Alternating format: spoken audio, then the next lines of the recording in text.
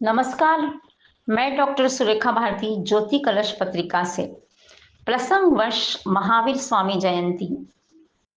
भगवान महावीर स्वामी और अहिंसा परमो धर्म। अहिंसा का दूसरा नाम संयम है।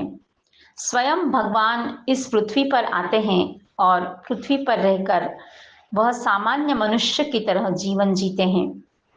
मनुष्य रूप में रहकर भगवान कितनी भी विकट परिस्थिति हो, स्वयं का धैर्य नहीं छोड़ना चाहिए, यही मनुष्य को सिखाते हैं। भगवान महावीर ने जीवन में सामान्य मनुष्य को वो विचार के सूत्र दिए जो युगों युगों तक मानव जाति को आचरण में उतारने के लिए आवश्यक है। भगवान महावीर को यदि समझना है तो हमें 3 शब्दों में समझना होगा: सरलता, सहजता और संयम। 2500 वर्ष पूर्व भगवान महावीर ने जो विचार दिया अहिंसा का, वही आज भी जीवित है। पत्थर से भगवान बनाने वाला इंसान आगे चलकर स्वयं पत्थर का हो जाएगा और इस पत्थर को पुनः इंसान बनाने के लिए अहिंसा की आवश्यकता होगी। यही महावीर का विचार है। प्रत्येक स्थिति में कार्य करते समय महावीर के गुण आत्मसात करना चाहिए। यदि इंसान स्वयं में भगवान खोज रहा है तो महावीर के आदर्शों को स्वयं के निराकार के रूप में देखें। यदि समाज की सेवा का व्रत लेना है तो स्वयं को दिगंबर अर्थात विरक्त होकर काम करने का संकल्प लेना चाहिए।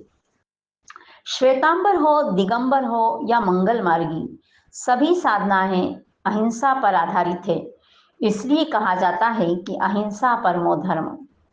महावीर के तप का मूल कारण है, जैसे कबीर ने कहा है, कबीर कहे जंगल में जाना और अकेला खुद को पाना। जंगल में जानवरों का, विषाक्त जंतुओं का भय, साथ ही अनेक ऋतुओं का सामना करना पड़ता है। सर्दी, गर्मी, घनघोर वर्षा, तूफान। ऐसी स्थिति में तप करना, अपने को विचारों के जंगल से निकालना, अंदर बाहर संघर्ष को संयम के माध्यम से, अपने सद्गुणों के माध्यम से स्थापित करना, तभी हम इंद्रियों पर विजय प्राप्त करते हैं। महावीर कहते हैं इस तप से संयम, सरलता, सहजता के माध्यम से आप मानव का प्रतीक बन जाते हैं। अहिंसा का ही भाग है सेवा।